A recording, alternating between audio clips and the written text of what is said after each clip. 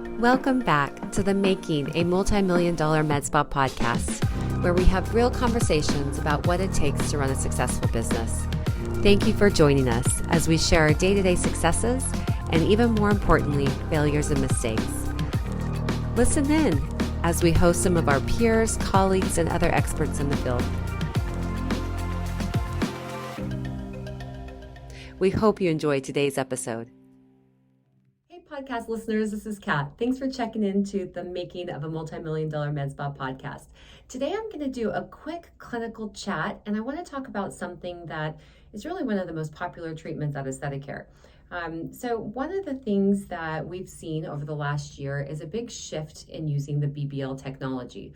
And I want to cover a little bit about how we started out with BBL, what happened, even 4 to 5 years ago, and now how we're incorporating HERO into our practice.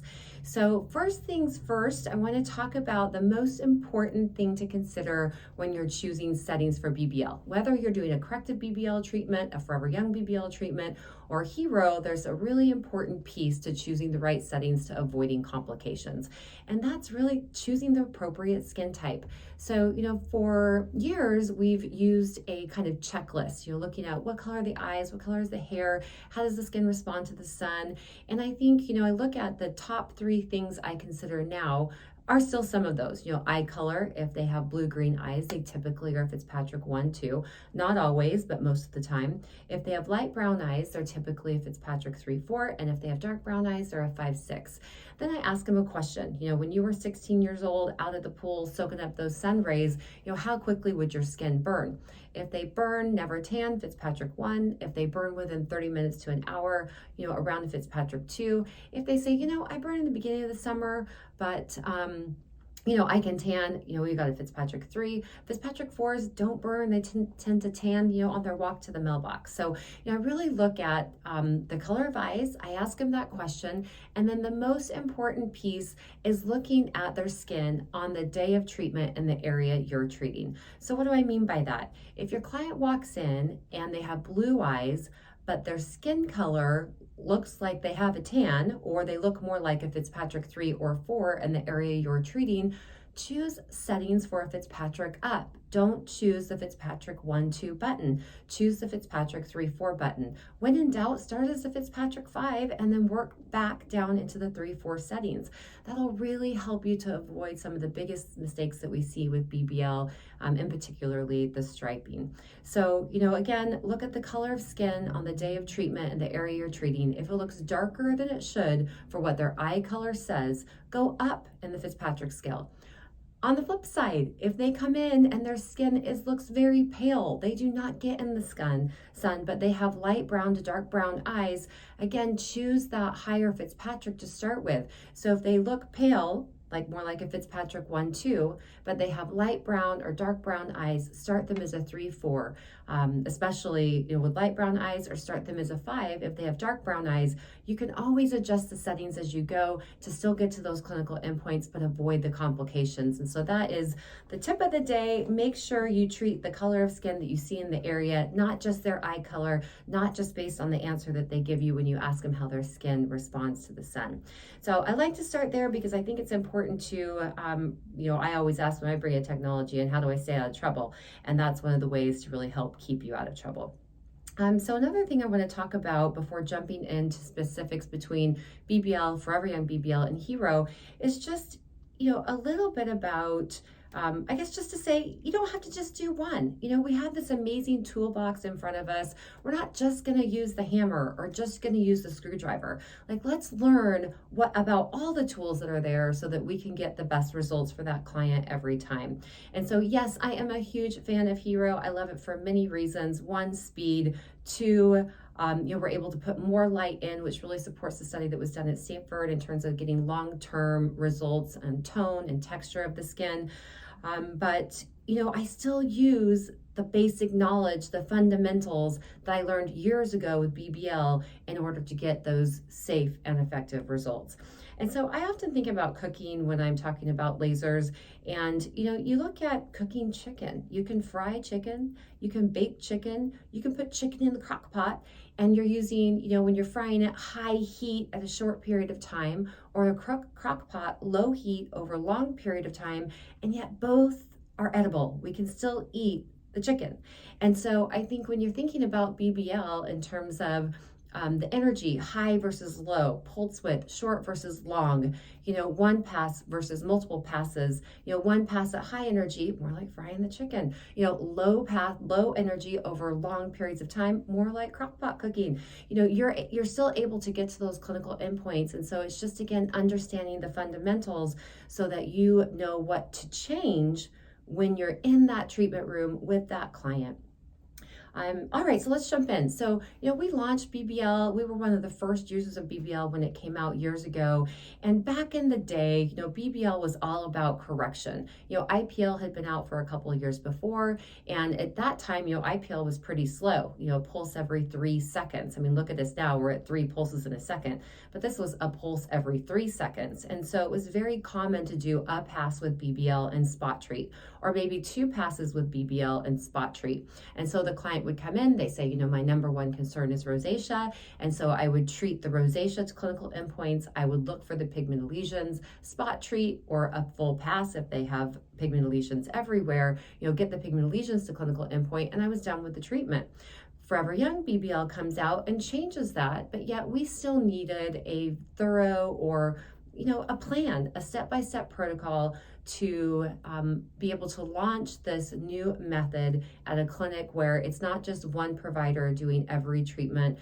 Then we had around 10, now we have 18 at one location. And so just a plan to be able to implement this treatment and still keep it safe and yet get these really amazing results. And so we started with the 3-step program, like many of you have done as well. The first step was all about what we would call base passes, or really prepping the skin. We're dumping as much light into the skin as we can safely, but yet we start to get a little erythema. It teaches us about that skin. And so if you had started them as a Fitzpatrick 3 and they have blue eyes and you're doing those passes and you see nothing happening in the skin, it says, okay, hey, you may be able to treat them as a Fitzpatrick 2 in step 2. On the flip side, if you start treating and they have blue eyes and you're doing these low energy passes that you think you should get like 0 results or 0 clinical endpoints on, and you start to see microcrusting, you start to see erythema, you say, okay, I probably should stick to that Fitzpatrick 3-4 setting when we move into step 2. So I love step 1 at that time for that. It was a way to do a more thorough treatment, but safer. And so we did that method for many years. And so step 1, again, was typically, the 560 filter. And again, I haven't talked about a skin type. I haven't talked about if I'm treating on the face or neck. So these are not any type of settings to memorize. You want to make sure you look at the safe start settings for the client that you're treating.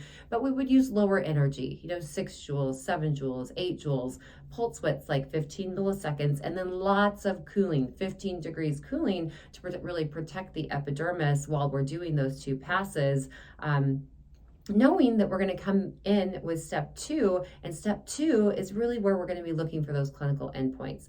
So step 1, again, was 2 passes at those lower energies, lots of cooling, lower energy settings, lower fluence settings, and lots of cooling, so that we would be able then to go into step 2 and get to those clinical endpoints. So step 2, the whole philosophy behind that was to take that BBL treatment that we started out with before Forever Young started and implement that into the protocol. So the client comes in with rosacea, I would do full pass and spot treating until I got to clinical endpoints for rosacea.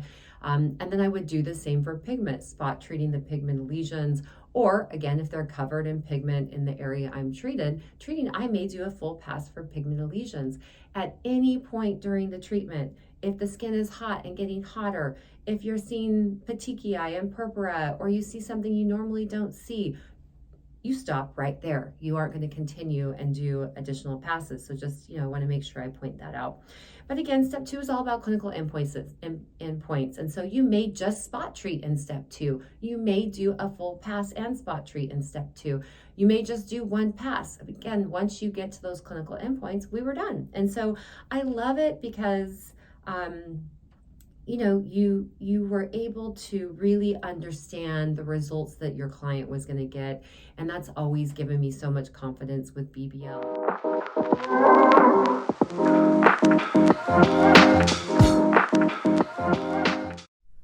Are you struggling with high turnover? Do you need expert training for your providers? Are you ready to take your business to new heights?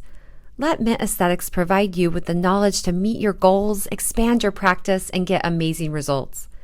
Mint offers aesthetics training through online e-courses, hands-on training, virtual training, and business consulting.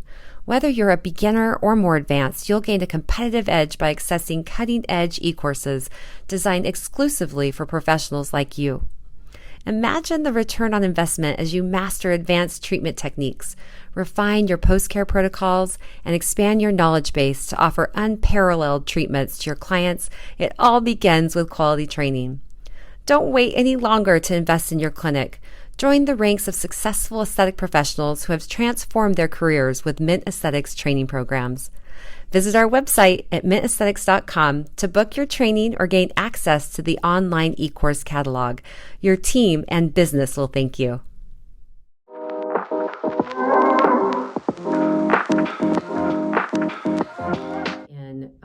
Consultations and talking to clients about why I thought this treatment was so great for them, because in my opinion, seeing those clinical endpoints, it was like the magic eraser. You buy the magic eraser at the store and you watch that little black mark on that white countertop disappear.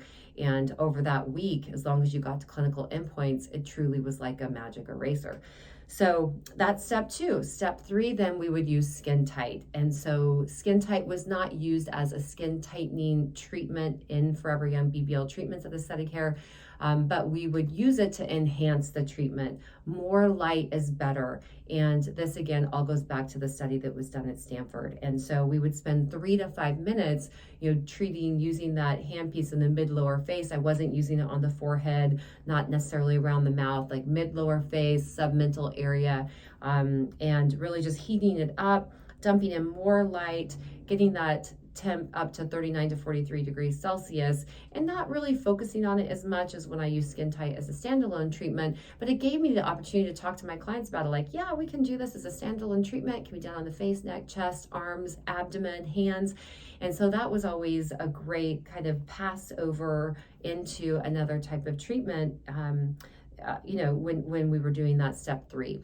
And so that's what you'll see kind of. So there we go. We've started with BBL from the beginning. It was all about correction. A pass with spot treating typically was how it was done.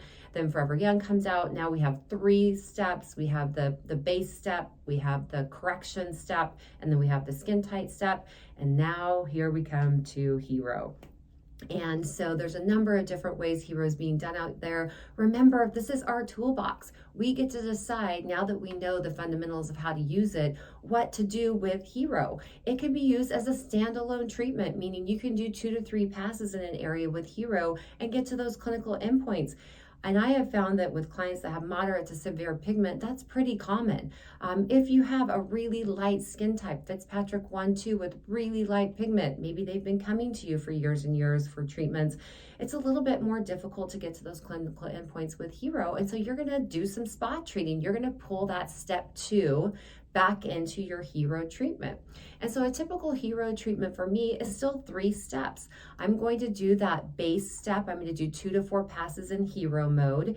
And I say to 2 to 4 because, again, you get to choose how you're going to cook that chicken. You're going to choose, like, do I want to be really conservative, start with those 2 passes, see what pulls up, and then go back into that corrective step 2 part of the treatment, because you're used to doing that. You've done BBL for 10 plus years. You know how to use those corrective settings. And so you're going to spot treat and get to those clinical endpoints. And that's a great way to start using Hero. So you're going to sub out Forever Young BBL passes at 8 joules or 7 joules, 15 milliseconds and 15 degrees in, out, and then you're going to sub in, 5 to 6 joules lower energy, 3 milliseconds, really short pulse width, and then 25 degrees cooling. Not a lot of protection there. And so while the fluence is decreasing, the pulse width is being turned up, so to speak, even though the number's going down. And the cooling is being turned up, so to speak, well, because it is, we're not cooling the skin as much. And so you can start just with those 2 passes and then go into your step 2, treat to clinical endpoint. You may just spot treat. You may do a pass with spot treating. And then go into your step 3. And so step 3 for me, again, is more similar to skin tight. I'm going to use the 590 filter for the most part. I'm going to do 2 to 4 passes with that 590 filter in hero mode. It makes it much faster, and yet we're seeing some really great erythema. We're seeing some of that pigment that was not quite there. It kind of gets it there. And so, you can take that hero technology and decrease the amount of time that you spend during the treatment, and yet you're still increasing efficacy, and you are still very safe. And so I think that's one of the most typical ways you'll see hero being used. So again, you can do pulse counting. That's a great way to do it. You can do counting your passes. That's a great way to do it. I think the number one thing to remember is that we want to get to clinical endpoints safely. And so there's a number of different ways to cook the chicken, you guys. Just find the one that works for you. And, of course, we are a training facility, so we would love to help you with that. Stop waiting. Come see us at Mint, and we can help you do some hands-on together. So a couple of things just before we finish up this podcast, a couple of reminders. BBL is by far the number one energy-based device of aesthetic care. I mean, we have 35 pieces of technology, and it's still our number one light-based device or energy-based device. And so, it just tells you the range of clients, of patients that you can treat with it from head to toe, the efficacy of that treatment, that our team believes in it. Otherwise, we would not be doing that many. And it really all just comes down to you learning what tools you have in the toolbox, how to use them differently for each client that comes in to get the safest, best results possible. So, I think just a couple more things again. Well, I said that before, but I still got another one, is that you don't have to quit BBL during the summer. I'm not going to treat my tan clients with BBL during the summer. But if I have a client that comes in and the skin on her face is much lighter than the tan she has on her body, I'm going to treat her rosacea during the summer. I'm using the 560 filter. It's much safer than the 515 filter. And so I have a lot of confidence in using the BBL in the summer on the right client. So again, we're not going to treat tan skin, someone that's just come from the pool and is heading back out to the pool. But if the area that you're treating is lighter, has not had recent sun exposure, does not have a tan, you can treat them. Just don't be tempted to treat their face and then they say, oh, but can you go ahead and just grab that one little pigment lesion on my neck or my chest, and their neck and chest is tan. That's when you're going to leave that big white circle around the pigment lesion with that 7mm spot. So don't be tempted to jump down on a part of the body that's had recent sun exposure, because that tends to be the time that we get in trouble. So thanks for spending some time with me today, you guys. If you are an eCourse subscriber, check out the laser physics course with Pat Clark. It's in our premier eCourses. He's going to give you the fundamentals of IPL, BBL. He's going to really help you understand all the tools in your toolbox so that you know how to utilize your BBL device. And then also, of course, our full BBL course that we're going to cover: corrective BBL, forever young BBL, hero, how to use it on the face, the neck, the chest, all over the body, how to do combination therapy with it, and all of the resources in terms of all of the forms that you need for your clients, a manual to follow along, our cheat sheets to get the safest, best results possible. So, if you haven't done it, if you haven't become an eCourse member, go ahead, give us a call, let us help you out with that. I really think you're going to like it. So again, thanks for spending the last 10 to 15 minutes with me, actually 17 minutes if I'm looking at the timer. I really enjoyed it. I hope you enjoyed it too, and I'll see you next time. Thanks for listening to today's episode. We would love it if you left a review to help other providers and clinics find us. Also, if you want more information about anything we discussed in this episode, check out our show notes. Until next time, this has been the Making a Multi-Million Dollar Med Spa podcast.